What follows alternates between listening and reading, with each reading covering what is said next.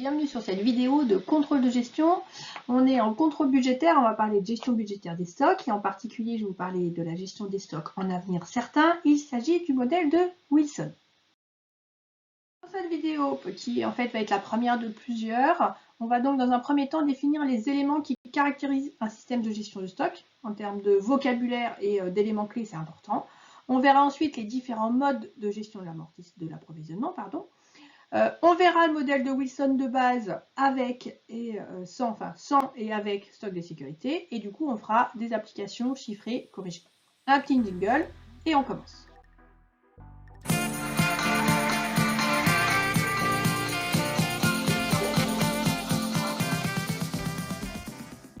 Voilà, j'espère que la transition n'a pas été trop brutale. Donc parlons dans un premier temps de ce que c'est qu'un système de gestion de stock et des éléments constitutifs du système de gestion des stocks dans l'entreprise.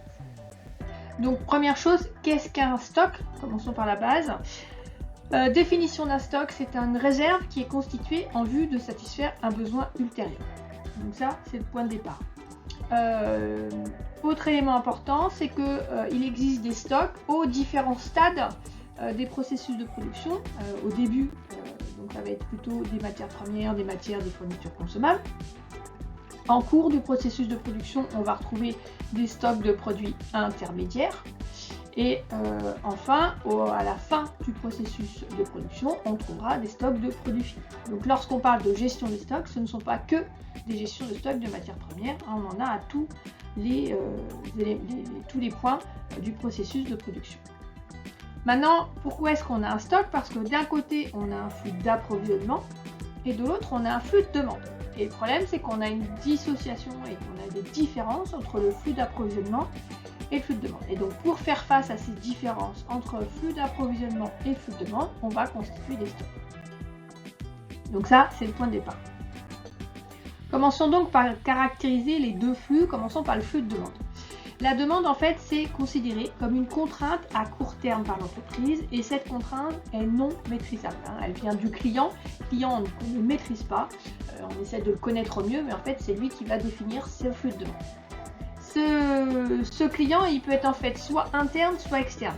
La demande, elle est externe si on parle bien d'un client extérieur à l'entreprise, mais si on se trouve au cours du processus de l'entreprise, en fait, on va être sur des clients internes à l'entreprise, un service par rapport à un autre service. Cette demande, elle peut être soit certaine, c'est-à-dire qu'on a des commandes par exemple, dans ce cas-là c'est une demande certaine, mais elle peut également être aléatoire. Donc dans cette vidéo, on s'attachera uniquement à la demande certaine. On fera une autre vidéo où on parlera d'aléatoire et de probabilité. Toujours dans la caractérisation de ce flux de demande, il faut savoir que ça peut répondre à une loi de demande et cette loi de demande, elle peut être stable ou instable. Stable, on va dire toutes choses égales par ailleurs, et instable, en fait, on ne sait pas. C'est là où ça devient un peu plus compliqué. Pour le flux d'approvisionnement. Ce flux d'approvisionnement, c'est la variable maîtrisée par l'entreprise. On sait que le stock, c'est une différence entre un flux de demande et un flux d'approvisionnement. Le flux de demande, on ne le maîtrise pas. Donc pour gérer les stocks, en fait, on va gérer le flux d'approvisionnement. Ce flux d'approvisionnement, comme tout à l'heure, peut être soit interne, soit externe. Donc soit on fait appel à un fournisseur extérieur, soit on est, comme dans le cas de centre de responsabilité, on est en relation interne à l'entreprise d'un service par rapport à l'autre. Ce flux d'approvisionnement, il peut être continu, c'est-à-dire qu'on a un flux. Imaginez, vous êtes sur une chaîne, donc au fur et à mesure, ça arrive et donc ça ne s'arrête pas. Mais il peut aussi être périodique et ponctuel. Donc on va avoir par exemple des commandes soit tous les mois, donc là on sera périodique, et il peut être aussi périodique et progressif. Et donc là en fait, on va régulièrement passer des commandes, mais on va passer des commandes de quantités qui vont varier en fonction des besoins de l'entreprise. Si le flux il est continu, on va le caractériser par son débit. On va donner le nombre de pièces ou le nombre de kilos à l'heure, par exemple. Si au contraire ce flux d'approvisionnement il est périodique, il va falloir définir une date de passation de commande et un délai d'approvisionnement, voire ce délai d'approvisionnement, si on est sur un fournisseur externe, c'est du délai de livraison. Si on est sur un service interne, on est sur un délai de fabrication. Voilà pour les différents éléments caractérisant le flux de demande et le flux d'approvisionnement. Maintenant, il faut être capable, dans un système de gestion des stocks, d'identifier les différents coûts qui sont engendrés par les stocks. Donc vous allez voir 4 diapos qui vont être consacrés à ces coûts. Premièrement, il y a les coûts qui sont liés à la passation de commandes. Alors de quoi parle-t-on? Donc si on passe une commande externe à l'entreprise, il va falloir rechercher un fournisseur et qualifier ce fournisseur. Vérifier quand même que les produits qu'il va nous fournir correspondent bien à ce qu'on recherche, que le délai de livraison ou le délai de traitement de commande correspondent bien à la qualité qu'on veut, que le taux de défaut corresponde bien à ce qu'on est prêt à accepter, etc., etc. Il y a aussi tout ce qui est frais de télécommunication, donc ça fait partie d'un ensemble de coûts fixes, mais il va bien falloir rentrer en communication avec ce fournisseur pour le qualifier. Voilà, j'ai tout mis d'un seul coup. Il y a tout ce qui est frais de négociation, hein, il va falloir que j'envoie mon responsable achat pour aller négocier, visiter, tester les produits. Tout ce qui est la gestion administrative de la commande, il va falloir éditer le bon de commande, il va falloir envoyer le bon de commande, vérifier qu'il a été reçu, etc., etc. Tout ce qui est frais de comptabilité qui est lié à la commande, on va faire comptabiliser si on a un ERP, tout ce qui est lié à la commande, et puis surtout quand il y a la facture, il va passer en écriture dans le journal, et puis mettre en œuvre cette commande. Alors si c'est cette fois-ci des commandes internes, ça correspond en fait à ce qu'on appelle un coût de lancement d'une série de fabrication, et majoritairement, c'est pas que ça, mais majoritairement, ça correspond à tout ce qui est frais pour mettre une nouvelle série, et donc principalement le réglage des machines. Il y a aussi et puis mettre en œuvre donc tout ce qui est gestion de projet, organisation du travail. Alors ce qu'on va faire, c'est qu'on va modéliser ce système de gestion des stocks, et donc pour modéliser, on va donner des variables. Donc ici, je vous propose CA. Ce sera le coût d'obtention d'une commande. Pourquoi? Parce que ça correspond à un coût d'acquisition. Ce n'est pas le coût d'achat en tant que tel, mais c'est un coût d'acquisition. Donc un coût de passation de commande. On notera donc CA. Deuxième élément de coût, c'est les coûts qui sont liés à la possession du stock. Alors, ce coût, en fait, il faut comprendre qu'on a une partie du coût qui va être indépendante du volume de stock. Par exemple, j'ai un entrepôt de stockage, donc j'ai le loyer, j'ai l'amortissement, j'ai l'assurance, j'ai le gardiennage, j'ai le chauffage. Donc ça, en fait, j'ai la taille de mon entrepôt, donc c'est indépendant de ce que je vais stocker. C'est lié à la capacité de stockage et non pas à ce que je vais stocker. Et j'ai une partie de ces coûts de possession de stock qui sont liés vraiment, qui sont proportionnels directement corrélé au volume de stock. Par exemple, je vais assurer mes produits en fonction de combien j'ai stocké. L'entretien, en fait, plus je vais avoir de produits, plus je vais avoir des frais d'entretien. La manutention, il va falloir décharger les camions, restocker, etc., etc. Donc ça, c'est des éléments qui correspondent à une proportion du volume de stock. Et puis, il y a une troisième composante, qui est une composante financière. En effet, lorsque j'ai quelque chose qui est stocké, ça veut dire qu'à un moment donné, je l'ai acheté et que l'argent qui a servi pour cet achat, je ne peux pas l'utiliser pour autre chose. J'ai quelque part une immobilisation de capitaux et j'ai un manque à gagner, c'est-à-dire que je ne peux pas utiliser ces sommes d'argent pour investir dans un autre projet.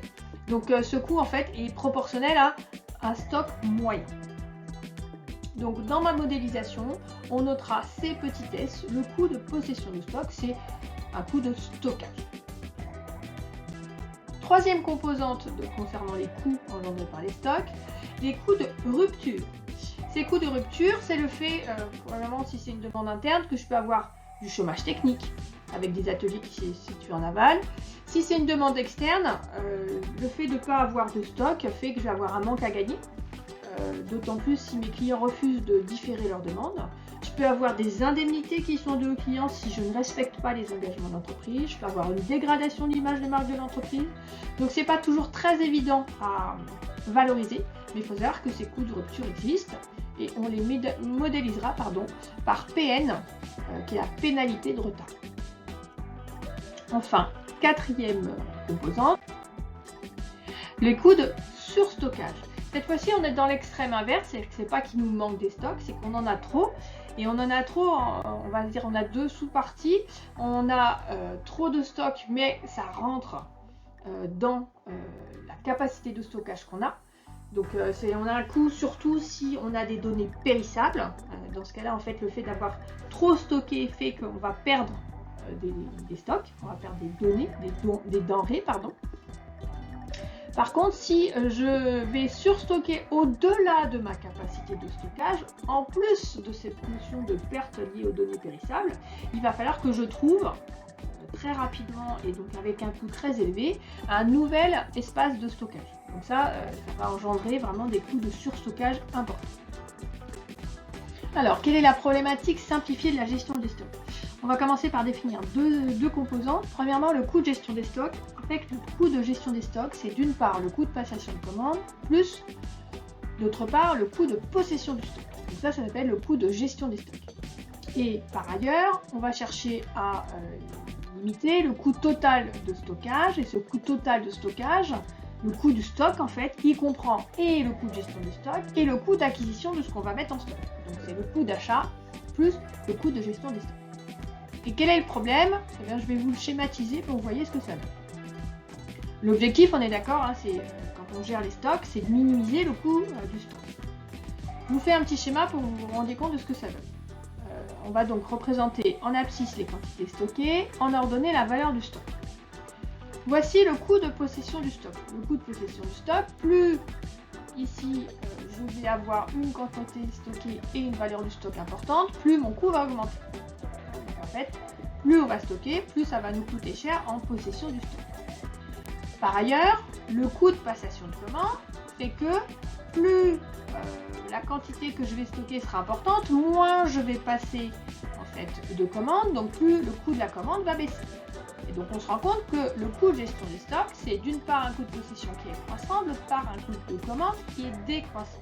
Alors mon objectif est de minimiser le coût de gestion de stock. Le coût total, on reviendra dessus. Et si on regarde, en fait, voici mon coût de gestion du stock. Et donc l'idée ici, c'est de réussir à trouver ici le minimum de mon coût de gestion des stocks, c'est-à-dire le moment, on se rend compte ici, on reverra après dans un exercice chiffré, le moment où j'ai égalité entre coût de possession et coût de commande. Mais il faut trouver le juste milieu entre je commande pas souvent dans l'année, mais des grandes quantités. Et donc dans ce cas-là, le coût de commande, ici là, le coût de commande il est faible parce que j'ai commandé des grosses quantités mais pas souvent, mais lui le coût de possession il est important parce que j'ai commandé peu, donc je vais avoir beaucoup en stock. Et l'autre alternative qui est de dire je commande très souvent, donc je vais avoir beaucoup de commandes, mais je commande des petites quantités, donc du coup j'aurai pas beaucoup de stock, donc mon coût de possession sera trop faible. Donc il faut trouver l'équilibre entre les deux. Voyons maintenant les deux stratégies qui sont à disposition des entreprises pour gérer les stocks. On va répondre aux questions quand et combien. Premier type de méthode de gestion des stocks, c'est la gestion calendaire du stock. Alors de quoi s'agit-il? Eh bien en fait on va commander toujours avec la même périodicité. Par exemple on commande le premier de chaque mois. Donc à la réponse quand, on va répondre toujours la même chose, le premier de chaque mois. Et en fonction de la quantité qu'on aura en stock au moment où on va commander, on va faire varier la quantité qu'on va commander. Donc à la question combien, on va avoir quelque chose de variable. On a donc un approvisionnement à date fixe, mais une quantité qui correspond à ce qu'on appelle un stock de recomplètement. On va commander de façon à re-remplir en fait le stock. La deuxième méthode de gestion des stocks, c'est ce qu'on appelle la gestion à point de commande.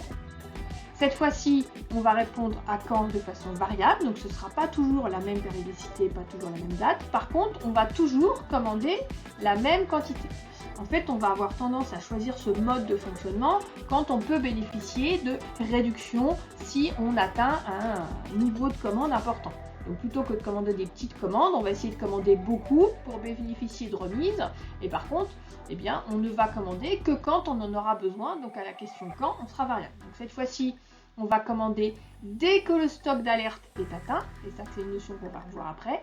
Et c'est ce stock d'alerte, c'est ce qu'on appelle aussi le point de commande. Et donc le volume d'approvisionnement, lui, c'est ce qu'on appelle le stock actif, c'est-à-dire c'est la quantité qu'on va consommer jusqu'à la prochaine fois en fonction de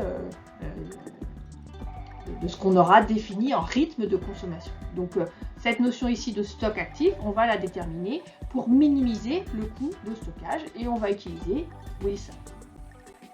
Voici donc une présentation du modèle de Wilson. Il faut savoir que c'est un modèle qui a été développé aux États-Unis suite à la crise de 1929. Ce modèle, suite aux dernières difficultés liées à la Covid, reste important puisque la gestion des stocks est devenue assez importante et surtout assez problématique avec les difficultés de commerce au niveau international. Alors, je vous rappelle, hein, on est dans de la modélisation, donc on va simplifier énormément la réalité. C'est le principe d'un modèle. Alors, quelles sont les variables du modèle? L'objectif, on a dit, c'est minimiser le coût total de stockage. Donc, qu'est-ce qu'on appelle le coût total de stockage? C'est un coût d'acquisition, donc on a un coût total de stockage, c'est un coût d'acquisition plus un coût de passation de commande plus un coût de possession des stocks. Hein, par rapport à ce qu'on a vu, il n'y a pas de coût de rupture dans le modèle simple de Wilson. Si on prend des lettres, on a un coût total de stockage qui dépend de Q, un coût d'acquisition, c'est le coût unitaire d'une pièce fois la demande annuelle, le coût de passation de commande, c'est le coût de passation d'une commande, ici fois le nombre de commandes, et le coût de possession de stock, c'est le coût d'une unité stockée fois un stock moyen. Alors, attendez, je continue. Donc, on a dit Q, ici qu'on a défini, qu'on va redéfinir après, c'est la quantité économique qu'on va commander. C, c'est donc le coût unitaire d'achat. J'ai besoin d'une pièce, c'est le coût d'une pièce.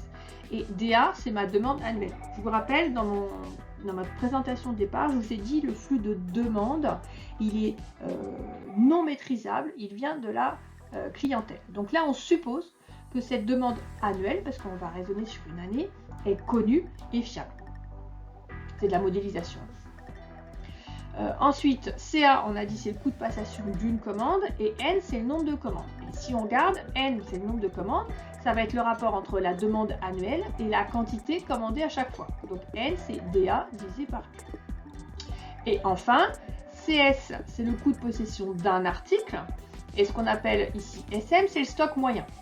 Le stock moyen, en fait, c'est le stock de début plus le stock de fin divisé par 2. Et ici, je vais vous montrer après en modélisation graphique, on a un stock moyen qui est la quantité commandée divisée par 2. Hein, parce qu'en fait, entre chaque commande, je commande la quantité Q, et lorsque je passe la deuxième commande, j'aurai tout consommé, donc je serai à 0 niveau de stock. Donc j'ai un stock moyen ici de Q plus 0 divisé par 2, donc Q sur 2. Voilà ce que ça donne. Si j'exprime vraiment ma fonction en fonction de Q, j'ai donc C fois DA plus CA fois DA sur Q plus CS fois Q sur Q. J'ai donc ici le coût total de stockage qui est une fonction de Q. Et ça, c'est très important pour la suite. Je vous montre graphiquement ce que ça donne. Alors, on reprend un petit peu différemment, cette fois-ci en abscisse le temps et en ordonnée la quantité stockée. Et donc, je vais vous représenter l'évolution du niveau de stock en fonction du temps. Première étape, je suis en 0. Je viens de commander une quantité, mon stock est donc plein.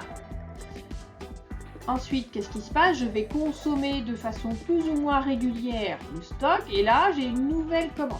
Je consomme mon stock, j'ai une nouvelle commande, je consomme mon stock, etc., etc. Alors, quelles sont les informations importantes de Wilson? On prend compte ici, on a toujours la même quantité maximale. Cette quantité maximale qui est consommée à chaque fois dans le modèle de Wilson de base, c'est ce qu'on appelle le stock actif. C'est la quantité qu'on va consommer. Hein, donc le stock actif, c'est pas du stock qu'on ne touche pas, au contraire, c'est du stock qui va être consommé jusqu'à ce qu'on commande à nouveau. Donc on a un stock actif lorsqu'on a le niveau de stock entre deux réapprovisionnements. Autre élément à connaître dans le modèle de Wilson, notre variable, entre deux livraisons, on a une période qui est notée T.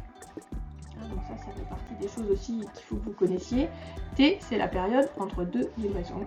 Et on a dit le stock actif, c'est joli, hein, qui est aussi la quantité commandée. Et enfin, ici, si on regarde, je vous ai parlé tout à l'heure de stock moyen. Donc je vous ai dit le stock moyen, c'est le stock initial, donc ici Q, plus le stock final, donc ici 0, divisé par 2. Donc ici, mon stock moyen, c'est Q sur 2. Hein, c'est mon stock actif divisé par 2. Voilà. Donc je vous invite à bien connaître ce schéma. Vous allez voir qu'on va le compliquer un petit peu en fonction des différentes variantes du modèle de Wilson. Si maintenant je fais le même modèle de Wilson et que je fixe un stock de sécurité, donc vous allez voir ce que ça donne. Donc je repars sur la même chose.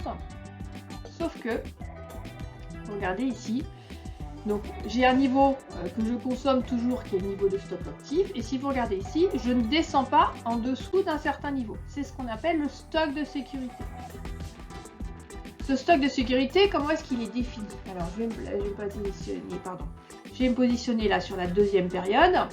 Donc il y a deux raisonnements possibles. Ce stock de sécurité, il est, si je me positionne ici, il est fait pour tenir le temps qu'il y a un éventuel retard de livraison. Donc ça me permet de définir le retard de livraison qui est acceptable. C'est-à-dire que l'idée, c'est que je commande ici, je commande pour être livré, ici. Et donc si j'ai quelques jours ici de retard, je vais pouvoir supporter avec mon stock de sécurité. Il y a une autre façon aussi de prendre en considération ce stock de sécurité, c'est de dire, j'ai prévu un certain rythme, donc si j'ai prévu une commande ici, si j'ai mal prévu mon rythme de consommation ou si ça consomme trop vite, eh bien je peux accepter ce changement de rythme d'accélération pour avoir tout consommé à la date de livraison et pour pouvoir ne pas être en défaut par rapport à mes clients. Donc ça va dépendre en fait de la réaction de la clientèle et de sa capacité à accepter une demande différée ou pas. On retrouve ici le stock moyen. Vous remarquez que par rapport à tout à l'heure, le stock moyen, il est augmenté de mon niveau de stock de sécurité. Alors, dans les informations importantes encore, le stock de réapprovisionnement. Qu'est-ce que c'est que le stock de réapprovisionnement? Le stock de réapprovisionnement, c'est ce qu'on appelle aussi tout à l'heure le stock d'alerte. C'est le moment à partir duquel on va faire une commande. On va rappeler le fournisseur en disant voilà, j'ai besoin d'une commande. Comment est-ce qu'il est défini? Je vais mettre sur la première période. Donc ici, mon stock d'alerte, de réapprovisionnement. C'est à ce moment-là que je vais téléphoner. Et donc le délai qu'on a ici sur la courbe d'abscisse du temps correspond au délai de livraison. Voilà, donc ça a plein de petites informations à connaître, à comprendre, qui vont nous servir après pour la suite de la compréhension du modèle de Wilson, plus ou moins simple. Date de commande et donc date de livraison. Donc, je vous invite à faire une pause si vous n'avez pas pris le schéma. Il est vraiment important que vous sachiez reproduire ce modèle de Wilson d'un point de vue graphique. Alors, passons maintenant à la modélisation mathématique, maintenant que vous avez à peu près compris l'évolution des stocks et les différentes problématiques de l'entreprise. Donc on a dit qu'on a un coût total de stockage, on a identifié ce coût de stockage comme avec trois composantes, le coût d'acquisition, le coût de passation d'une commande et le coût de possession du stock.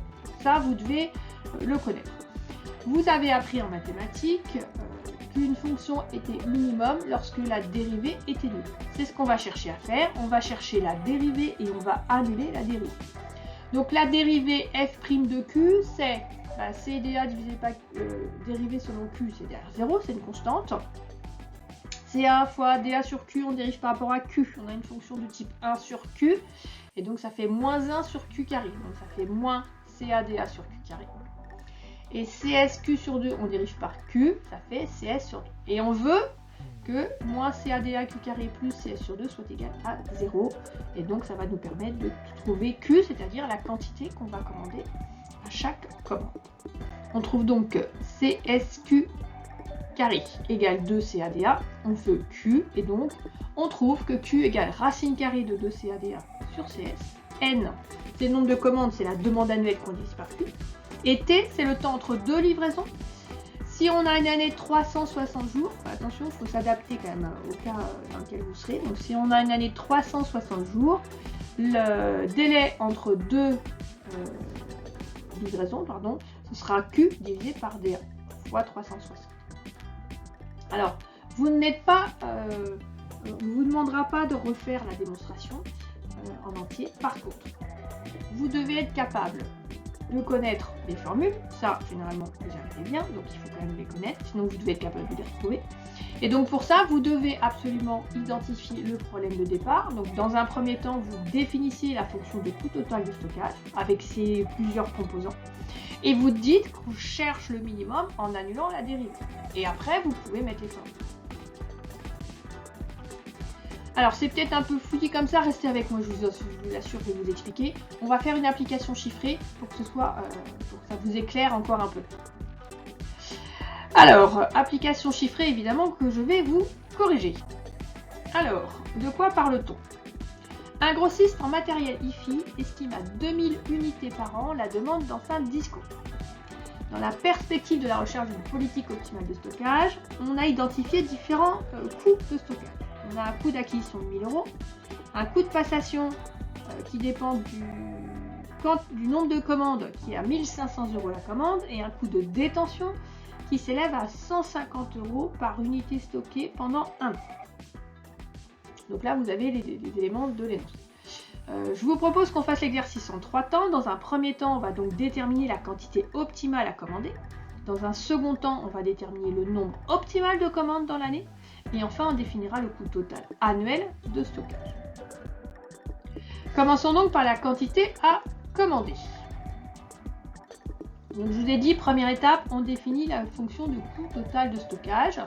Comme on va chercher la quantité à commander, on va bien l'exprimer en fonction de Q, la quantité qu'on va commander. Donc vous savez par cœur, ça vous devez l'avoir, que c'est le coût d'achat plus le coût de passation de commande plus le coût de possession de stock.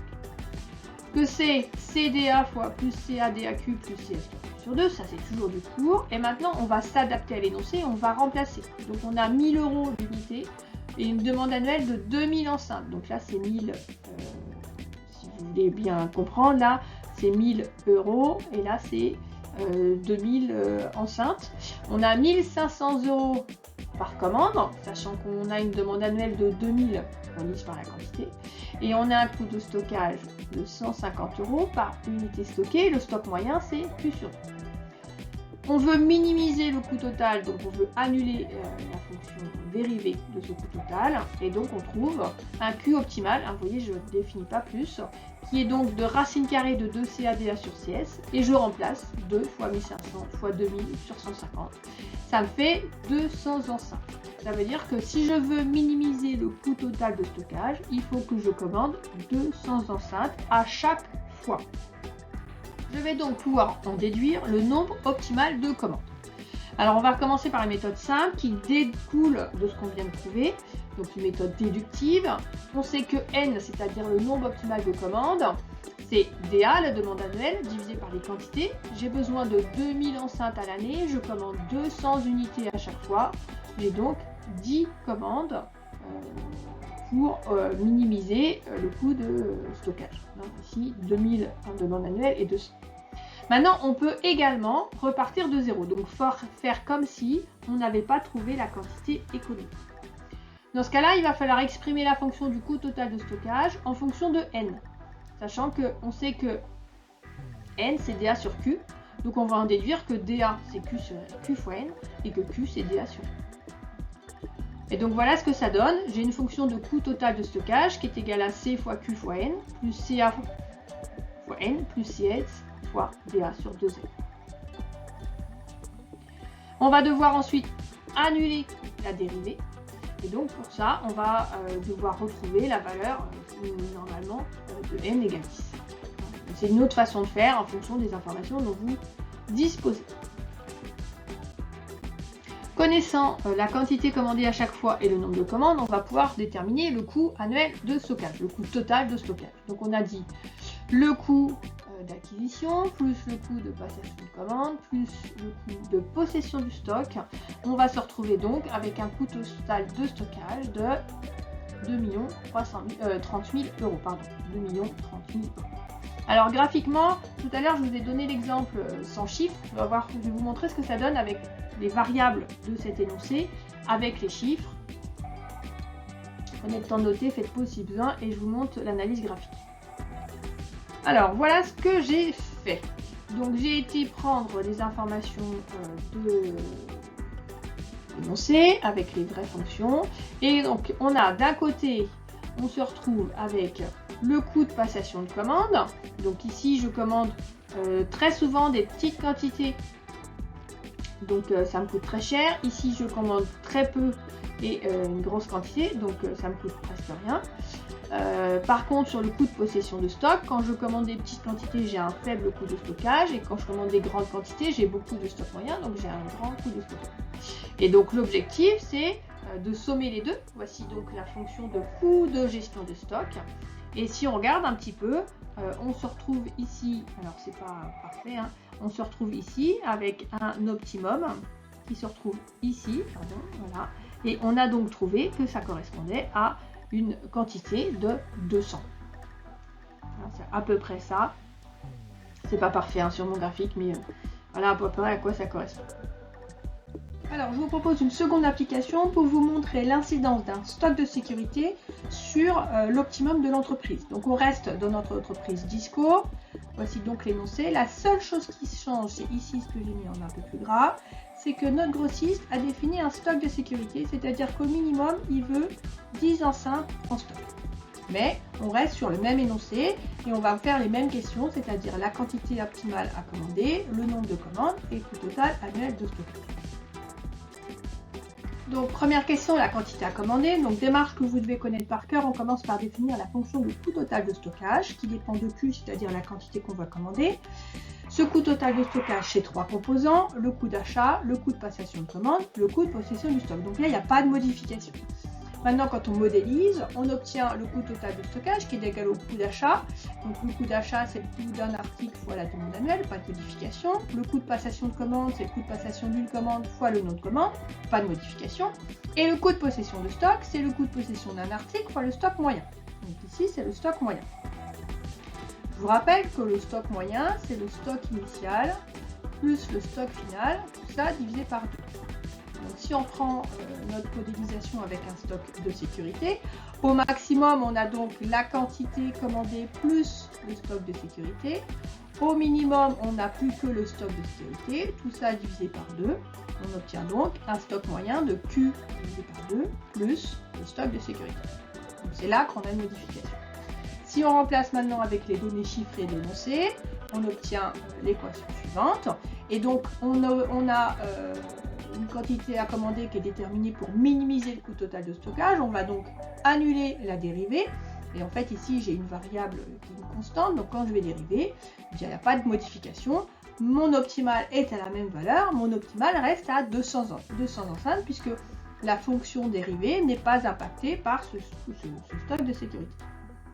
Si on continue l'exercice, de toute façon, lorsqu'on va déterminer le nombre optimal de commandes, il n'y a pas d'impact du stock de sécurité, donc on va passer 10 commandes de 200 unités à chaque fois. Maintenant, troisième question, et c'est là qu'on va se rendre compte de l'impact d'avoir un stock de sécurité, c'est lorsqu'on nous demande de déterminer le coût annuel de stockage. Donc on va remplacer par ce qu'on a obtenu. Donc ici, on a trouvé... on a notre fonction du coût total de stockage et on a trouvé qu'on commandait 200 unités à chaque fois et qu'on commandait donc 10 fois. Et donc ici, si je fais mon calcul, j'obtiens un coût total de stockage de 31 500, soit 1 500 € de plus que dans l'exemple où il n'y a pas de stock de sécurité. Donc le fait d'avoir un stock de sécurité ne change pas la politique d'approvisionnement de l'entreprise, mais change le coût total de stockage, puisque comme on a dit ici 10 unités en stock en supplément, eh bien le stock moyen est augmenté, donc le coût de stockage, lui, en moyenne, est augmenté. Voilà donc pour cette première vidéo de gestion des stocks sur le modèle de Wilson. En avenir, certains modèles de Wilson simples. N'hésitez pas à refaire les exercices. Si vous avez des questions, les commentaires sont là pour ça. Je vous invite à activer la petite cloche parce qu'à venir, je vous fais 2 vidéos. Une vidéo sur les différentes variantes du modèle de Wilson, parce que là c'est très simpliste, c'est trop simpliste. Et puis une vidéo aussi sur comment ça se passe quand c'est en avenir aléatoire. Bon courage et à bientôt!